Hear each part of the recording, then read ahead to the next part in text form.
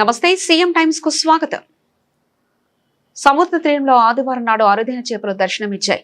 అలల తాకిడికి భారీ పరిణామంలో ఉన్న 2 టేకు చేపలు తీరానికి కొట్టుకొచ్చాయి.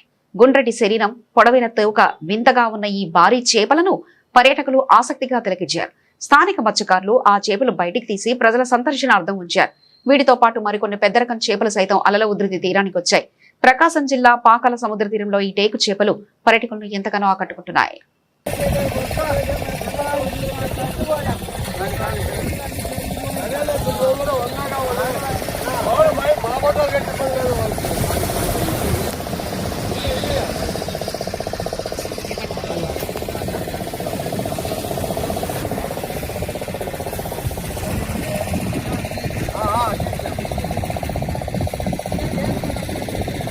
ఇప్పుడు పడింది ఇది.